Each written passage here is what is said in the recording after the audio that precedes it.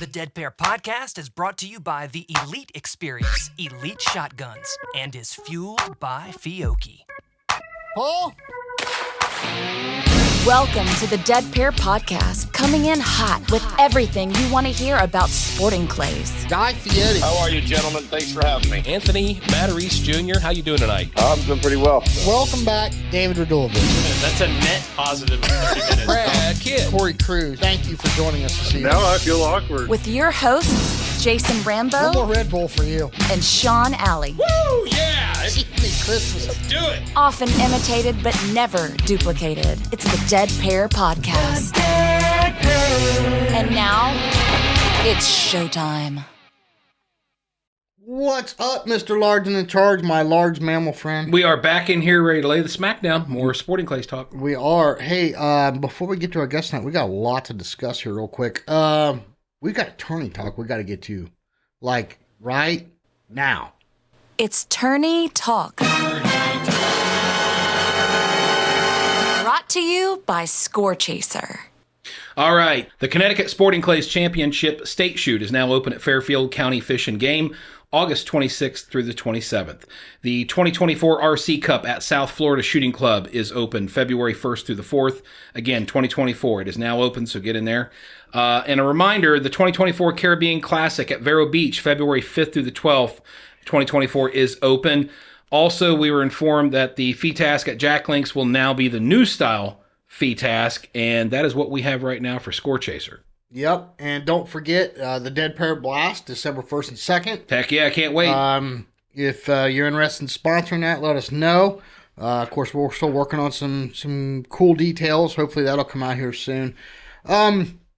You know, we've never done this before, Sean, but you and I talked about it, and we decided we wanted to share this letter with everybody. Yes. From one of the listeners. We get a lot of these letters on a daily basis. Oh, yeah. And I don't know why. I just thought this one was really cool to share with everybody. It says here, hey, Dead Pair team, just wanted to reach out and give you all kudos for the job well done. I've been shooting recreationally for 3 to 4 years now, with weekly league nights and the occasional charity shoot. However, I was always too intimidated to shoot a registered tournament. This is why this letter is important. That was until I heard your podcast near the end of last year. You guys convinced me to take the plunge, and now I'm hook, line, and sinker. Also, shout out to your sponsors. I have heard you guys say it hundreds of times. Whether or not you were sponsored by them, you'd still use their products. From the Rhino Chokes to the Odo Pros to the Bear Pelt Vest, all great products with fantastic people selling and representing their products. In conclusion, I just wanted to say how much I appreciate what you guys are doing for the sport. Had it not been for the Dead Pair logo I saw on a vest, I wouldn't have been having nearly the amount of fun that I am having. Y'all keep up the great work. Listen, first of all, Sean and I, you know, we love this stuff. This is what keeps us going. Yeah, super cool letter. Super cool letter. But it's the fact that he took the plunge, and he's a tournament shooter now. Mm-hmm. You know, he found us by a logo on a vest, which I think is cool. And, you know, and we wrote him back. It's like, man, this is so awesome. You know, appreciate this, and we're glad you're loving it. Introduce your buddy to this. Yeah, well, and, you know? and Jason, think not too far long back, it was the same situation with us. We were a little intimidated to even think about shooting registered targets. Oh, yeah. Thinking, hey, we're not good enough for that. But, you know, it's not about that. Right. It's getting into it and enjoying the competition, and that's what makes it fun, having something to chase. And, Yes. and of course, we're still, you know, goo-goo gaga over it. So. Yeah. But, I mean, you know, what a cool story. And that's all it was. This isn't trust me, we are not in any way, shape, or form bragging. It's just, we wanted to share this with everybody. You know, there's so many of these people out there. And this is why we tell everybody at the end of the show every week is take someone new shooting, you know, take them to a tournament. Right. This guy right here, if he'd had somebody that would have grabbed him by the hand, come on, you know, let's go try this. Yep.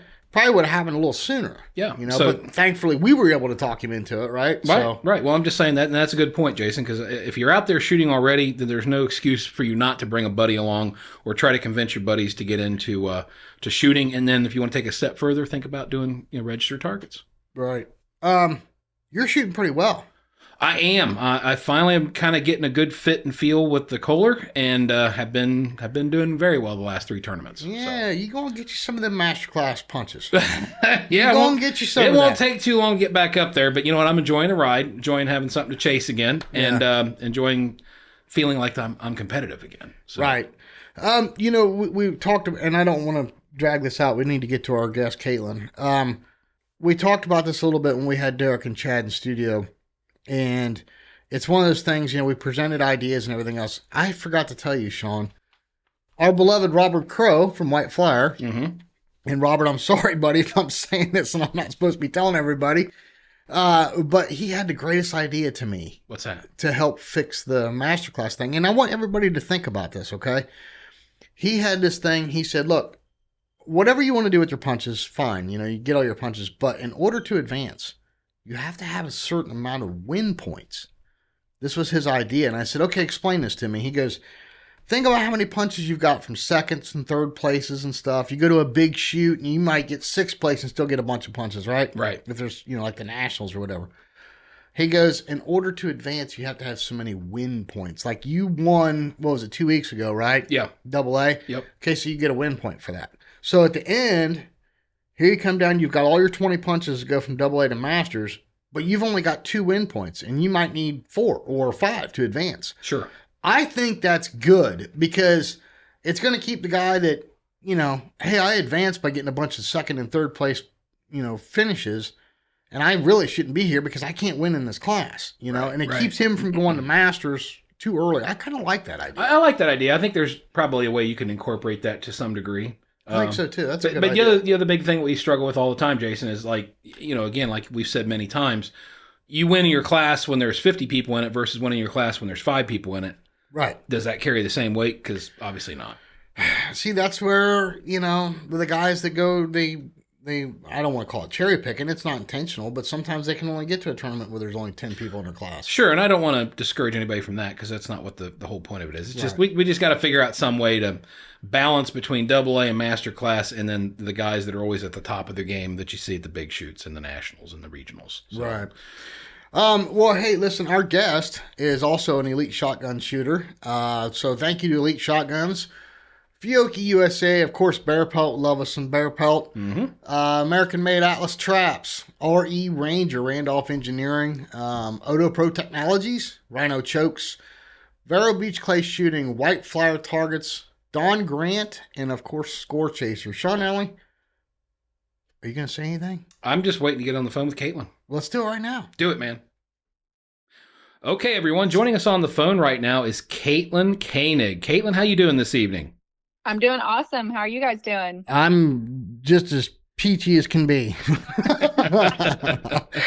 Good to hear. Good to hear. So, Kaitlyn, listen, for the people that don't know who you are, tell us all about Kaitlyn. Where are you from? How'd you get started in this crazy game, breaking clay targets? Tell us a little bit about you. Yeah, of course. So I'm 21 years old. I'm originally from Phoenix, Arizona, but decided to come out to Florida for college. I actually just graduated from Jacksonville University with my master's in business. So now I'm living full-time in Jacksonville, Florida. How did I start shooting? I actually started shooting competitively when I was 15 years old. So been about 7 years now. You know, I grew up hunting and fishing with my dad. So I've always been familiar with guns, but never really got serious with it until I was in high school. I feel like most kids, I tried just about everything, whether it was basketball, volleyball. I played the piano for a little while. I even played the saxophone. I was always somewhat good at most things that I tried, but nothing really ever stuck. So when I was in high school, I was out at Ben Avery Gun Club right in Phoenix with my dad and his buddies. We were just having a good time, you know, yada, yada. And this man approached my dad and he came up, he goes, "Hey, is that your daughter?" So, you know, my dad being the typical dad, he's like, "Yeah, it's my daughter. What do you want?" And he goes, you know, your daughter has a lot of potential just from watching her the past few minutes. Let me work with her and see what I can do. So from there, I was like, you know, I'll try it. Maybe I'll get really good. I'll be able to beat my dad. And I picked it up and I started getting really good really fast. And I absolutely loved it. So I've been hooked just since that day. Wow, that's awesome. So, Yeah, so basically it took somebody else to kind of recognize that you had some talent, and then that's how it all got started for you. That's neat. Exactly. Yeah, it was just a fun thing for my dad and I to do, and someone saw something in me and I just ran with it. That's cool. That's a very cool story. So did you? Thank you. So did you chase SCTP then, I take it? Yes, I did. So this man, his name's Gary McCraw, right from Phoenix, Arizona, and he suggested get involved in SCTP. So joined the Clay Crushers team at Ben Avery, and then I also joined the Phantom Sure Shots a couple years later, and it really got me involved. I met people. I got just familiar with the program altogether, and it was awesome. Cool. So Kaitlyn, so you're now residing in Florida, right? So Yes. so what is your home club in Florida? So, well, I always still want to consider Ben Avery my home club because that's where I started, and I love it out there. But now that I live in Florida, Jacksonville Clay Target Sports is where I primarily shoot out of. Okay, gotcha. And let's talk a little bit about, I mean, being as young as you are, you do have some major accomplishments. Can you tell us a little bit about the ones that you're most proud of? Yeah, of course. As I'm sure you guys know, I spent quite a bit of time on the skeet field. Mhm. So my first major accomplishment was when I won the 28 gauge Junior World Championship in 2018. I'd only been shooting for a couple years at that point, and I felt like I was on top of the moon. And then the next year followed it up with the 20 gauge Junior World Championship. From there, of course, you have minor winnings that are still exciting, but definitely World Championship. First few years of shooting was super exciting for me. That's awesome. You mentioned that this gentleman coached you along, but who was or who still is your coach that helped you develop all your skills? So, like I said, Gary McCraw and Ben Avery started me out and really taught me just the basics of shooting. And then from there, Coach Larry Blount down in Tucson coached me for skeet and really took me to the next level as a skeet shooter. But since recently, I've really been wanting to get back into sporting clays. I haven't had a full-time coach. I've had a few mentors here and there, one of which being a good friend, Aaron Islanian from Phoenix as well. And then most recently, I look up to Nick Berry a lot for guidance, but like I had said, no one really is a full-time coach recently. Gotcha. So thinking back, Kaitlyn, as you got started in this sport, I know it takes a while to kind of develop your game. First off, let me ask you this. Out of all the disciplines that you shoot skeet, you shoot sporting, do you do FETASC or AFS or any of that kind of stuff as well? So I've shot AFS at one tournament last year. I can't remember where I was, but it was super fun, which really sparked an interest in FETASC for me. So although I haven't gotten into FETASC, it's definitely something that I want to do soon because everyone seems like they really enjoy it. And it seems like that extra little activity that everyone loves. Mm-hmm. What about trap? Any trap in your game or no? The only trap tournaments that I have shot are ones that I have to, whether it was for SCTP or for collegiate tournaments. Gotcha. So I don't want to dog on trap, but it's not my favorite, but it's one of those that I've just had to shoot over the years. And I know that's a totally great answer. I mean, that's everybody has their preferences. I mean, we've had Ricky Marshall on here, and the guys that excel at trap, the people that excel at trap, I should say, they're wired a little bit differently, I think, than a lot of us that shoot sporting or FETASC. So a little bit. They're wired totally backwards. Hey, we're trying to be PC here. Come on. Ricky's gonna be back in here for too long. Oh yeah, I better. A lot of great people shoot trap. It's just not for me. Yeah, that's the way I feel about it. Yeah, I don't think I've got the patience or the just the focus for that long. That's the big thing. Neither do I. Yeah. I do not. Well, I mean, Chad had us training on some trap stuff here a couple years ago. Just, he had like a grid thing he was having us do between trap and skeet. And after the first 4 or 5 shots, I looked at Sean like, can they throw a rabbit out here or something? Or, well, Kaitlyn, again, as coming up, and learning all this stuff, can you think back and possibly put your finger on like a bad habit or a major change in your game that your coach made you do, or something that you realized that kind of clicked you into the next gear, so to speak? Most definitely, yes. So I actually have a couple that I think are worth mentioning. Is that okay if I name a couple? Oh, yeah, of them? As many as you want. So one of them is a little different, but I actually started out as a left-handed shooter, which I know sounds kind of crazy. So I'm right-handed in everything that I do, but I thought that I was left eye dominant. So naturally, it was just easier for me to shoot left-handed and have it lined up with my left eye. Mm-hmm. And then I've since discovered that I'm actually centrally ocular. But besides the fact, my first coach immediately made me change to right-handed. He said, my instincts will be faster, my reactions will be faster because I'm right-handed in everything I do. So it was definitely the right choice. But I always think back at old pictures, I'm like, wow, I was left-handed years ago. Well, let me ask you this. Okay, with that center ocular, so have they had to set your gun up differently as far as fitment to try and get the rail over more towards your nose? I mean, explain how that went. Well, that leads me into the second change that I made. So when I started shooting ski, getting really into it, my eyes were having a lot of issues where they would almost switch back and forth. I was shooting ski and I was super focused and I was just having a lot of problems with it. So my ski coach put a patch on the left side lens of my glasses and totally helped me out because it forced my right eye to take control. But after a long day of shooting, I would notice I was super fatigued. My eyes were tired. And ultimately, although it excelled my skeet game, it made me struggle in every other discipline if I had a patch on my eye. But at the time, I was only shooting skeet. So I was just super excited. I was like, well, this is working great. I'm doing good in skeet. We'll keep doing it. So it leads me into when I got onto the college team, we had to shoot everything, being trap, skeet, sporting, everything you could think of. And I was shooting it all with a patch, getting super fatigued. My eyes would be tired. And so one day, I'm not even kidding you, I woke up and I said, that's it. I'm done with the patch. I literally took it off and I just never looked back. So wow, it was definitely very hard to adjust. In the long run, it's what I needed to do. So now I shoot two eyes open, right-handed. And I want to say it works out pretty well for me, but there was a lot of trial and error with it.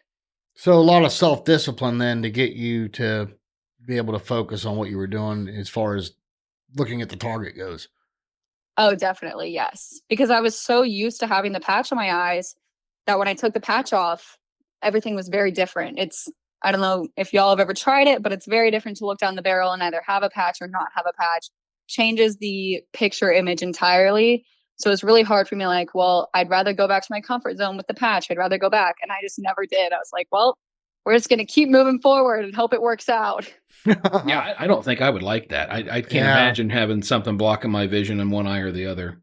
But yeah, now that I took it off, I couldn't imagine going back to it at all. Well, but if you had the dominance issue that she does. Well, right, and I don't. So, I mean, I guess I'm lucky in that regard. But at the same time, it just seems like that would be a detriment to your vision because you use both eyes to get your depth perception and your periphery and all that stuff. So, yeah, I know there's a lot of guys that shoot with dots, over their lenses and stuff. We know a few of them. And I just can't imagine trying to put that sight picture together, that target together. Yeah, that'd be rough. So it's very, very hard. So we know you're primarily a skeet shooter, but Sean and I witnessed you getting it done, shooting some sporting clays down at the U.S. Open last year.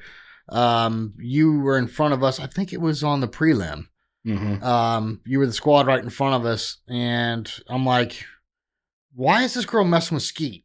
So tell us, are you kind of morphing into just primarily a sporting shooter now? I mean, I know you're all about it, so.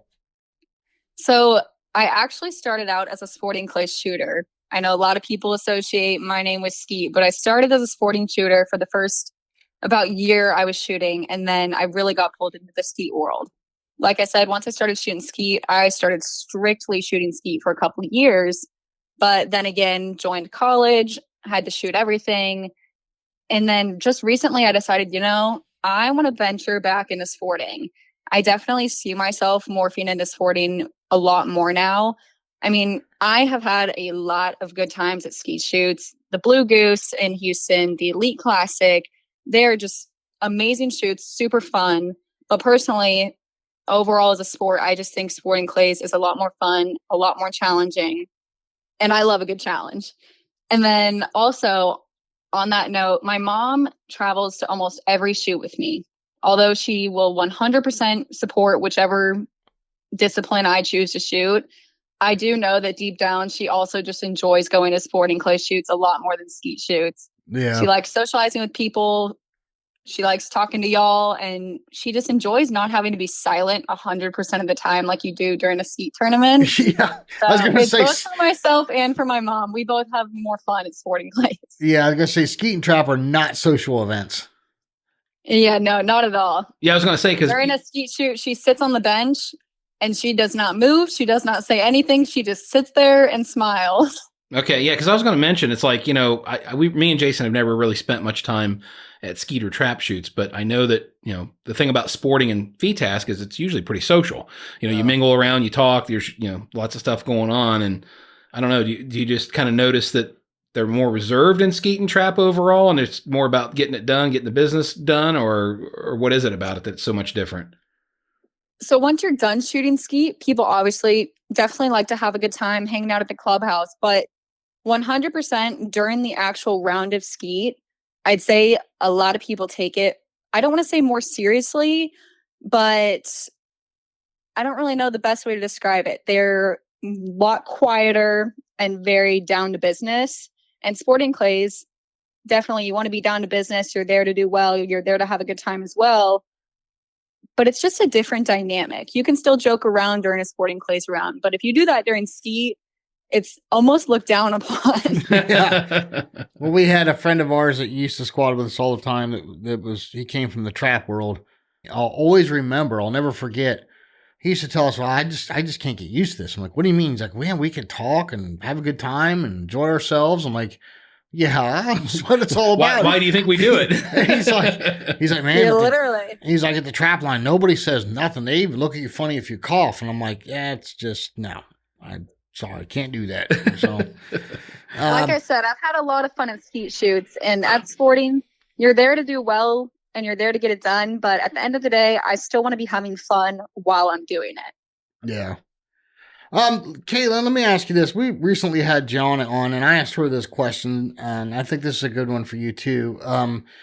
Do you think that there is fair play in shooting sports for women? I mean, what's your thoughts? Do you think we're where we need to be, or do you see something that could need improving? I mean, what do you think? Ooh, that's a good question. Honestly, I do think that there is a fair playing field for women in shooting sports. It's definitely a male-dominated sport, but I mean, you go to these big shoots, and oftentimes you're still seeing the ladies' scores right up there with the men's scores.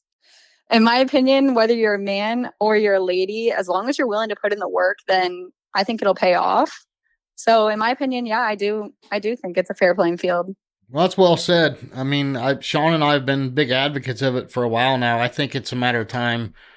Halen Higgs was knocking on the door last year. I mean, yeah, she won the ladies national championship, but she's wasn't that far off. Yeah, what was 2 or 3 targets from Zach? No, it might have been a couple more than that, but still, though, it was that close. Yeah. I mean, trust me, if I was that close to the top, I'd be, wow, I can do this. You'd be dancing around doing backflips. I'd be doing all kind of crazy stuff. But anyway, but I think it's cool. Like, they have the Ladies Cup and everything in the circuit. Nationals, regionals, all that kind of thing. And I think it's great that they're putting up, there's a lot of big shoots now that are putting up lady specific purses, for the ladies concurrent. Yeah, I think it's great. Yeah, I just kind of wanted to get your thoughts on it. It's interesting to hear what everybody has to say for sure. Well, let me ask you this, Kaitlyn. So, I'm sure that you don't have the crystal ball, you can't see down the road, but looking forward, what are some of your goals that you're trying to achieve in the next, maybe few years? Is there any big plans to make any changes in what you're shooting? And then, are you still pushing hard for the skeet? Or are you going to try to maybe split that up and do more sporting? Or what do you kind of see moving forward? Within the next year or so, and even after that, I really want to establish myself within the sporting clays community.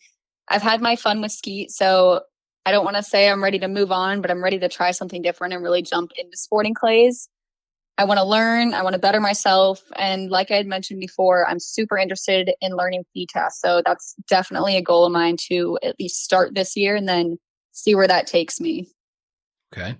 What about some of the bigger shoots? Have you traveled around to most of the regionals and the big blasts, or is that still on your bucket list?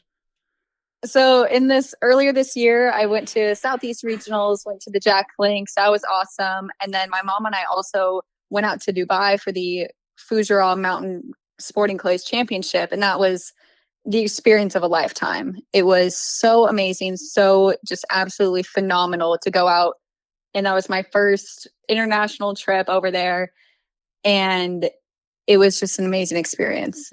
It was very cool to be immersed in the culture. Like I said, it's my first international shooting trip. And it was such an awesome experience. I would honestly suggest it to anybody. They're doing it again in 2025. I will 100% be there. Awesome. So talk about the targets. We heard there were some pretty big targets out there. The targets out in Dubai were definitely the most difficult targets I had ever seen in my entire life. I know a lot of people were saying that they were challenging, but I'm telling you right now, I had never even seen half these targets before. Wow. Ben Avery, they show a lot of different target presentations, but in Dubai, they were throwing stuff that I couldn't even imagine being thrown in the tournament. It was absolutely amazing. The terrain was so cool. You're either down in this little divot right by a pond, or you're up on this tall mountain. The targets are flying off the mountains. It was honestly just such an amazing experience to go. Wow. Very cool. Well, me and Jason are jealous. We can tell you that much. Are you guys going to go in 2025? Well, see, we used to have a bucket list we were working on, and it's now a barrel list. The bucket wouldn't hold it anymore. I mean, yeah, there's so many wonderful clubs here in the United States, and we've had an open invitation from literally hundreds of people. Just come on out, shoot with us, and we really want to go, but it's like, this stuff costs money. Yeah. There's regular life that gets in the way too. So. Yeah, right. Jobs and family, no career, whatever. So it's just what we want to go to a lot of these shoots, and if the cards line up and we can go in 2 years, yes, I would love to go. I mean, a little scared about traveling internationally with my gun. I've heard horror stories and all kinds of things, but I think it'd be worth it to take the trip for sure. Yeah, I 100% agree. I totally understand this whole real life getting in the way, but hopefully y'all can make it happen. Yeah, let me touch on that real quick, Kaitlyn. So you travel with your gun, obviously, when you went to Dubai. How did you find that experience versus traveling in the United States alone? Well, I actually didn't have any issues with my gun. My suitcase with my clothing got lost on the way there. So I didn't have any clothes for the first 5 days, but my gun made it, and it was totally easy peasy. Wow. It was definitely different than traveling in the United States. You get there, they have your bag flagged. They walk you over to customs. You open up the case. They look at all the serial numbers, that kind of thing. And then you close the case and you don't see it until you get to the complex the next day. So they do all the transportation. They keep it locked up and lots of security. So do they give you a key fob like they used to in the olden days, or do you just give them your identification when you get there? So they actually made identification cards for everybody. It had our passport photos on them. And you'd give them the card at the beginning of the day. They'd grab your case for you, and then you'd return the case and get your card back at the end of the day. Very cool. Well, Kaitlyn, I know you listen to the podcast, and you know we do this thing called Rapid Fire. Yes, I do. I've grounded Sean the last couple times because he screwed it up, but we're gonna unground him, let him give it a go here. Okay. He's just looking at me with this look right now. You should see him. Thanks, man. If looks could kill, right? So yeah. Go ahead, Sean. Let's see if you can do it. All right, Kaitlyn. So we're going to start off with the easy one. What kind of gun do you shoot? I shoot a Kohler round action with gold select engraving. That's my girl right there. Heck yeah. That's a pretty gun. What's your barrel length? Thank you. Barrel length is 30 inches. Okay. Do you ported or non-ported? Non-ported. Okay. And then what about your chokes? Screw in, adjustable, and... They're Kohler factory screw-in chokes. Okay. And what's your go-to constriction for sporting clays? IC light mod. IC light mod. All right. How about your stock? Custom stock or factory? Nope. Just factory stock. Okay. How about your ammo? What's your favorite ammo and recipe? Easy answer. B&P F2 Mach, 1 ounce, 1250 feet per second, 7.5. That's an awesome round. That's a good load. That's for sure. That's my favorite load. How about your glasses? Wait a minute.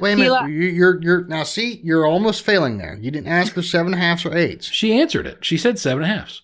She did. You're not listening, Mr. Okay, well, Mr. Rambo. I'm fast for you. I'm going to get you on another one. Luther. No, you're the loser. I'm going to get you on another one. She is our second 30-inch barrel shooter ever on the show. Okay, well, we already Yes. we already established that, but okay. No, but she just admitted. You know what? You just can't handle being wrong, Jason. You'll shut your mouth when you're talking I'll call to me. Jules right now, and I'm sure she can tell us a story. And you're interrupting my time, so shut up. You'll shut your mouth when you're talking to me. All right, so again, I'm sorry, Kaitlyn. Glasses. Let's go back to glasses, please.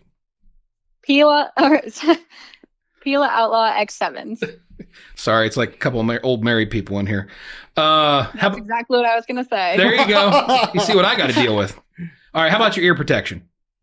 Just custom molded earplugs. Gotcha. And are you a vest or shell bag user? Depends on the discipline. For skeet, I use a custom made Louis Vuitton pouch. Nice. But for sporting clays, I wear a custom made Castellani vest. Okay. Now, here's a weird question we've been asking people here as of late, and you may or may not have this apply to you. Can you say if there's anything unique in your bag, in your shooting bag that you take with you? Like this could be a lucky rabbit's foot. It could be, we're not even going to go into some of the. Is. Okay, well, go for it then, dear. So I am not a big candy person in my normal day-to-day life. However, you will always, never fails. You'll always be able to find some sort of gummy candy in my bag, whether it's gummy bears, sour gummy worms, something of that sort. Oh, you're a girl after my own heart. Gives me that extra little push halfway through. Heck yeah. And then my mom, she always manages to weasel some sort of other snack like pistachios or beef jerky in there. Uh-huh. But I will always have some sort of candy in my bag. Yeah, I'm a big fan of Sour Patch Kids. You just gained a large mammal friend. Yeah, that's right. I might even share with you. As long as it's not CBD gummies or anything, we're okay here. No, come on. Oh, definitely not. Definitely not. Just your basic gummy bears.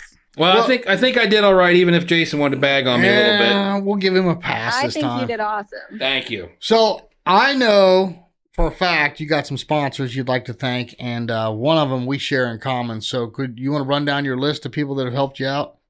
I would love to. First off, I'd like to thank my parents, my dad being the reason I even started shooting. And then my mom specifically has been my number one fan since day one. She plans the trips, travels everywhere with me, and I 100% would not be able to do it without her. But moving on from my parents, I'd also like to thank my sponsors, which would be Kohler Shotguns, Elite Shotguns, B&P Ammo, and Ultimate Shooting Accessories. All of them have been absolutely amazing supporters and incredible teams that I'm just so thankful to be a part of. Because honestly, for all of them, it's not just a team. It really is built like a family. And then lastly, of course, I would like to thank Jason and Sean for having me on the Dead Pair today. Oh, thank you. Now that's a first. That's a first. Aww. We appreciate that. Now, Kaitlyn, I know you're down there in Florida, so we hope we're going to see you December 1st and 2nd down at Vero for our Dead Pair Blast shoot. That would be awesome. I'll be there. Yeah, love to have you all come down. Tell Pops drinks are on us. So come on down, have a drink with us, and of course after we're done shooting. So, but no, it's going to be a good time, and look forward to see you down there for sure. Yeah, definitely. I'll be there. Look forward to seeing you guys. And are you doing Jack Links next year as well? I already signed up. Sweet. That's a great shoot, isn't it? It was. And it was sold out within the first 3 or 4 days. Oh, yeah. It's crazy. Now the Caribbean's open now. You know that, right? It is. I Yes. looked for the Caribbean when the Jack Links opened and it wasn't open yet. Yep. But I will definitely be at the Caribbean as well. Yep. It's open as of right now. And we'll be there as well. Yep. We'll be there. Perfect. Large and no, I don't know about in charge. We'll just be there largely. In charge? Yeah. Large and in charge will be there. There you go. Well, Kaitlyn, Very cool. Thank you very much for joining us tonight. We really appreciate your time. Appreciate your insights on everything for sure. Thank you so much, you guys. I really appreciate having the opportunity to talk with you, and this has been fun. All right. It was our pleasure. See you Thanks, around. Kaitlyn. Thank you, guys. Have a good one. The Dead Pair. All right, on the phone with us, one of our favorite coaches, Mr. John Woolley. How are you, sir? I'm doing good, guys. Thank you. Jason, Sean, you doing good? Oh, yeah, absolutely. Always great to have you back on the show. We love talking to you, John. Hopefully life's been treating you good. Yes, always a pleasure. Yeah, well, thank you. Yeah, we're doing good our end. Good deal. All right, John, well, I'm going to go ahead and get right to it. I've got a question from Jeremy W., and he writes, I tend to struggle with fast quartering away targets and often blow out in front of them or give them way too much lead. What things can I work on to improve my game and have better results with these types of targets? Does he actually say if the bird comes from behind him a little bit or out in front? He doesn't really say. It's kind of generic here. I'm guessing that with most of those quartering away targets, mostly I would say the trap's going to be in front of you. So maybe that's what he's struggling with. And I guess use your opinion, or if you want to give a couple different answers based on different scenarios, I'll let you do it. So have at it. Well, if he's right-handed and right eye dominant, what tends to happen if the bird is back a little bit and they look out a little bit too far out in front of a left or right quartering away bird, the tendency is to pick it up with the left eye and move off too quick on it, in which case almost definitely he will miss left and low. Right and low, if it's from left to right. And it can be the same sort of thing from right to left. And usually exactly the same result. You miss right and low more often than not. But the real key to the whole thing is to see the bird a little bit longer and make sure your dominant eye has the bird with good focus, not clear focus, but good focus before you actually move. And that usually clears it up for all my pupils. Okay. And what about, like, say, let me just extend on this a little bit more. What about if a bird is way out in front of you, like, say, the trap's 15, 20 yards in front of you and you've got more time? Are you ever worried about the bird beating the shot of the target, or is there any need to really hurry in that scenario?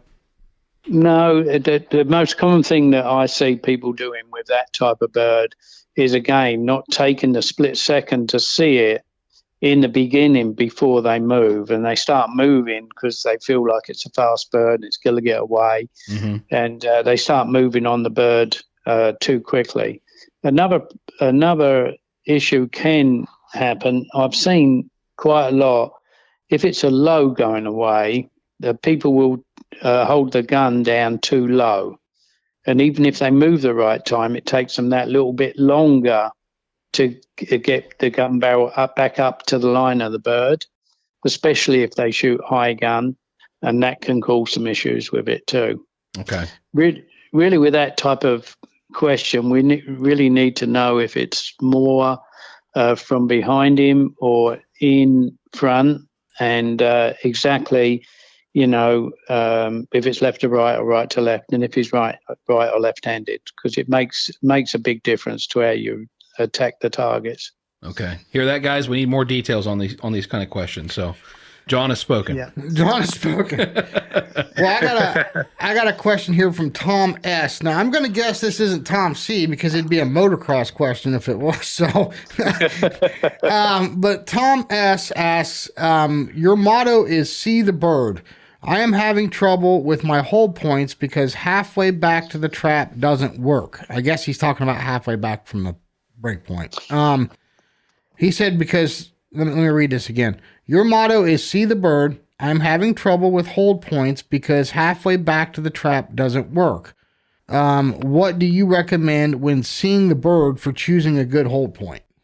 Well, actually, what dictates the hold point, the easy way, is when you see the bird the first time.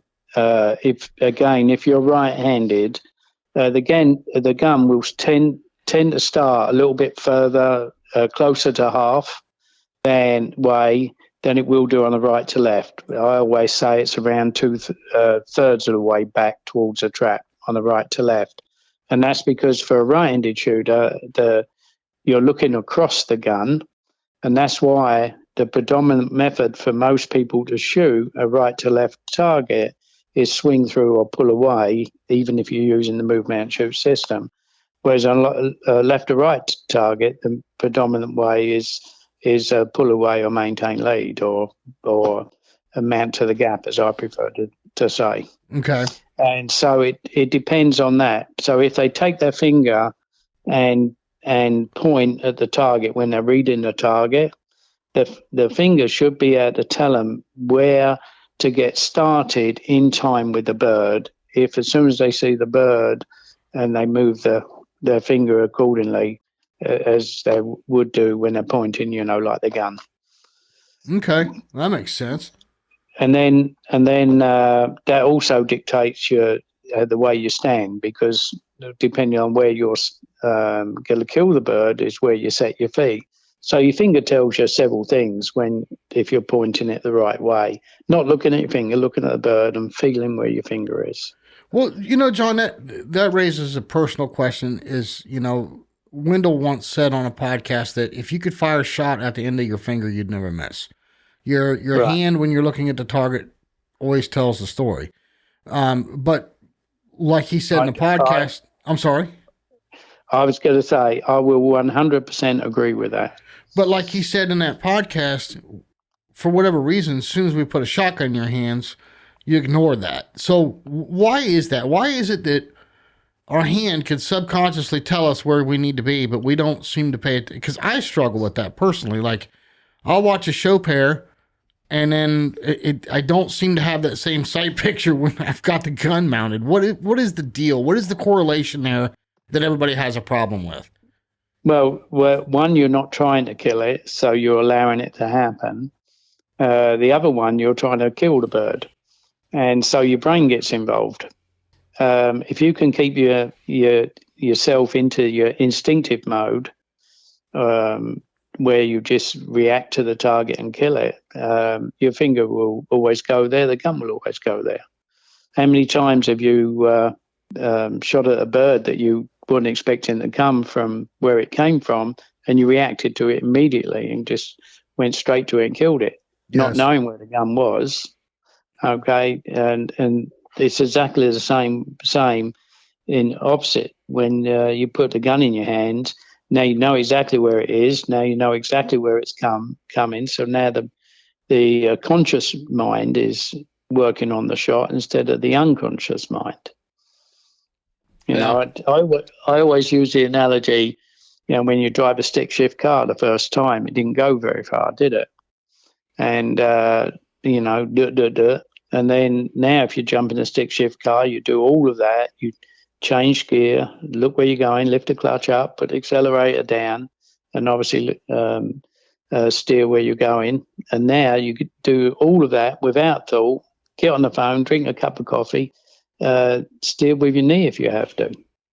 And because you can do so many more things without thought. Gotcha. And that's why it works. In simple terms, that's why it works. It makes perfect sense. Yeah, overthinking, overanalyzing, all that good stuff. Yes. Yeah. Great. Well, John, this is why we have you on. We greatly appreciate it, sir, for sure. Yeah. Well, you're welcome anytime, guys. I'm pleased to do it for you. Yeah, we're looking forward to get you back on here real soon, and hopefully we'll have some more questions for you real soon here. All right. See you, mate. All right. Thanks, John. Thanks, Sean.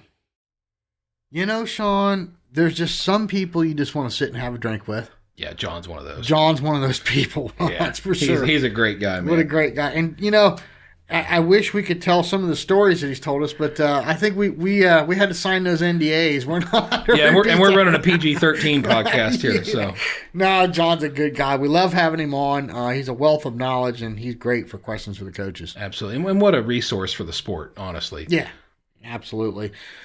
Sean, moving forward, we got some big shoots coming up. The Ohio State shoots coming up. We're really looking forward to that one. Yep. We've also got the North Central Regional.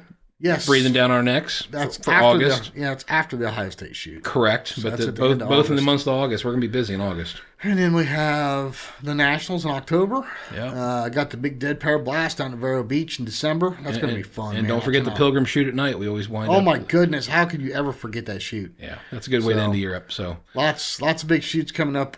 Question is what are you going to be doing to stay out of masterclass there, Mr. Alley? I'm not. I'm just going to shoot to my ability. And I'm finally feeling good, man. That's the big thing. I last year I had so many things going on with my wife and the house remodel and all that stuff. I don't think I was focused enough, and just there's too many things rattling around in my brain when I was out there shooting. So it's been nice this last month or so, kind of feeling like my old self and, seeing targets for what they are, not overthinking it or not overreading it or doing dumb stuff. So it's just nice to be able to relax. And then, finally got a good handle on the new gun. So that goes a long way as well. And really digging the sight picture now. I think I've got a lot of things lined up. So hopefully with any luck, I'll keep cruising along and doing well. Well, the house is looking good now. Yep. Wife's doing good now. Yep. Business is doing good. Yep. You got an awesome shotgun. Yep. Just got to work on you. Well, that's a never-ending project. Never-ending project. I didn't mean that as a bad thing. Let me rephrase. Just got to work on your shooting now. That's what I meant. So, hey, it's my lie. I'll tell how I want. So it's your story. No, it's that time of season where we're really getting knee deep into tournaments. Oh yeah, it's busy for everybody. Right, and if you're not prepared by now, you're out there trying to prepare while you're shooting, and that's hard. That is hard. But we've got some stuff coming up that I think is going to help everybody this fall. In the meantime, Mr. Alley, we read that letter at the beginning of this podcast. We talked about taking someone new shooting and take them to a tournament. Can't be said enough, can it? No, well, we say it over and over again. That's why we started doing this in the first place. Right. I mean, seriously, that was the bottom line. It's like we kind of struggled getting into the sport. We were nervous. We were unsure of ourselves. We made a lot of mistakes. We spent a lot of money in the wrong direction. And boy, wouldn't it have been nice to have kind of a roadmap like we've kind of laid things out for people. Yeah. I mean, not saying that we're right or wrong. It's just a matter of, hey, we know this. Personal experience. We know this much. And then whatever we don't know, we get the people that do know on. Right. And share that with everybody. Well, and the guy said, he heard us hundreds of times say that we would buy our sponsors' products even if we weren't sponsored by them. Still true today. Still true this day. Elite Shotguns. Yeah. Let's put it to you this way. They may sponsor us right now, but I think you're pretty much a customer for life at this point. Absolutely. They are so good to deal with, period. Right. Period. They're just great, great people. And again, whether you want to buy an entry-level gun to get yourself into the sport or you want to buy your forever gun, great place to visit. Fiocchi, we just had another Fiocchi / B&P shooter on here tonight. Right. Great ammo, great company. Great ammunition, bear pelt. Dude, I love me some bear pelt. They were with us from the very beginning. Yeah. We were the ones that pretty much launched them to the world. And from there, it's just been a fireball of success. I know. And, that was very, very humbling when we were having discussions with them and they're like, you guys are really seriously getting the word out. And it's like, really? That you think back 2021, we were still green as grass doing this back then. And by God, it did. It got the word out, and it helped them, but that's good though. That's the way a sponsorship should work. Absolutely. So, two-way street. Yeah, and that's another product that I'll wear for life, Absolutely. regardless of sponsorship or not. Atlas Traps. It's an American-made trap. Yes, I'm a dealer. Before that, I was a salesman, and before that, I was a customer. Yeah. I was using that trap years ago, and I love it. They're great machines. I still have that little 150 I bought. Never had a problem with it. And I throw thousands and thousands of targets a year. So it's just a testament. I know you do. RE Ranger, that's another one. Love me some React lenses. I love those things. Again, that was another product that I had used previous to their sponsorship. Mm-hmm. I had the Prescription Edge, years ago. And now that we have the Reacts, they're even better. Yeah, definitely. Otopro Technologies. Now, Otopro was new to us. We didn't use them prior to them coming on board. Nope. But boy, what a nice surprise that was, because I don't think I could shoot without them now. Yeah. Really. 100%. I don't think I would. I like being able to hear people talk. I like being able to hear the traps clicking and stuff when they're throwing birds. Compared to having big foam things jammed in my ear and not hearing anything, like you're underwater. And your ear's actually hurting at the end of the round because the plugs didn't fit right or whatever. Yeah, and then not to mention all the nice features like the Bluetooth. You can listen to music on them, and they're comfortable and they're form-fitted. It just goes on and on. And that's one of those things when people come up and ask me about them, I take my phone out. And they're like, what are you doing? And I'm like, well, let me show you how they work. And they're like, with your phone? Yeah. Bluetooth, and I can adjust the microphone. I can adjust the it's got presets in it. Yeah, you can make one ear louder, quieter than the other. Right. You can basically completely custom tune that thing to make it as good as it possibly can be. Absolutely. Rhino Chokes is another one that we use their product prior to being sponsored. Now, you didn't have your barrels perforated by them. Not yet, but I'm saying at the time that Rhino came on board with us. Oh, no. But you were already using their chokes. Absolutely. But the big thing is after you had yours done, well, that was pretty much proof in the pudding. No brainer. Yeah. I wanted to go do it. And we did it at Nationals, made a little video about it. So it was really nice to showcase what they do and what their process is, and then showing the before and after, right, of the shot and how it affected my gun. But great guys to deal with, and they're super people. And then of course White Flyer. Yeah. I don't think we have. So we started shooting registered right at the beginning of 17. Yep. Okay, it's been 6 years ago. Yep. We had been busting targets since the 90s. Yep. And I don't think I've ever shot a tournament that wasn't White Flyer targets, and there's a reason for that. Yeah, right? Pretty much. I think you're right on that. I mean, if we did, I wasn't aware of it, but pretty much everything you see around the courses is White Flyer. Well, there's boxes. a reason for that. They do a lot for this sport. Yes. And they've got an awesome product. And we say it over and over again. They make a product that everybody likes to break, and they're happy about it. Right. Of course, Dawn Grant. Yep. She has been a blessing. Now, Sean, you know that I was using her product right before she came on board with us. Correct. And you were seeing some changes in me. Yes. Right? Yes. So, and I've talked to some other people that have as well, and it is definitely well worth your time to look into that and check it out, because there's definitely some good mental training and mental focus things that she does that is going to help your game if you're struggling with some of that stuff. Absolutely. And last but not least, none of us can sign up for a tournament anymore. It seems like, I know there's still a few places that aren't using them, using her, but Score Chaser. Casey Chase has just been phenomenal. That whole thing is just one big enchilada of information and happiness, because you can go on there, check your scores, especially if you get the pro account, upgrade to that. Yeah, I mean, you just started using that. What do you think about that? Well, yeah, because we tested it out at the U.S. Open last year, and I really liked it because we got a text. Remember when the thunderstorm rolled in? Yeah, so we're it said everybody go inside, seek shelter. I mean that in itself was just fantastic, especially when you're 5 miles away from the clubhouse. Right. Yeah. But yeah, I mean, I've been using it for the last couple months now, and every tournament I go to, I get text updates. Hey, you're on station this, your start time is this, blah blah blah blah blah. I mean, that is so freaking handy, and for $12 a month, come on, that's easy. Now, have you started using where you can go in and fill it all out, and it automatically registers you for certain tournaments? The concierge service. I need to figure that out. I haven't got to that point yet. That's handy, because right when U.S. Open came out, bam, I was already registered. Yeah. Now, I had to go in and change some of the times, to exactly what I want, so I could squad with guys like you or Chad or whatever. Mm-hmm. But it got me in there. Yeah. Same way with the Jack Links. It got me in there. Yeah, the really popular tournaments, I think the struggle that all of us shooters, I mean, we all want to go shoot these big tournaments like the Jack Link and the regionals and stuff like that. The problem is, with the technology that's in place, it is so important that you get in line immediately, within a day or two of that opening, because within that amount of time, the amount of people that want to shoot these shoots, all the good times are gone. So, as an example, if you remember correctly, Chad Roberts called us. Now, my concierge service wasn't set up for World Championships, so Chad Roberts called us and said, "Hey, you better get in on the Worlds at M&M if you're going to go." I'm like, "Really?" He goes, "Yeah, there was 500 people on there, here an hour ago when I signed up." I'm like, "Oh, wow." And I opened it up right then and there on my iPad in front of you, remember? Yep. And it was 850 right then and there. Yeah, so within a couple hours, that many people. It went from 500 to 850, and I think now it's full or almost full. So, yeah. It's important, and I get it. It's a lot of money out front for registration, for a shoot that's a year down the road. Yeah, but if it means the difference of you going or not going, yeah, you better get signed up. You better get signed up. Right. Well, hey, listen, we have rambled long here tonight. What do we tell everybody every week, Sean? We've discussed it. Take someone new shooting. That's right. Take them to a tournament. Yep. And until next week, we probably ought to go back and check out some Dead Pair episodes that you've missed. Yep. Anything that you haven't seen in the Wayback Machine, it's all on the internet, all on our podcast outlets. So if you haven't seen anything, just go out there and do it. And can't wait to see you all back here on the Dead Pair Podcast. We'll see you next time on the Dead Pair Podcast.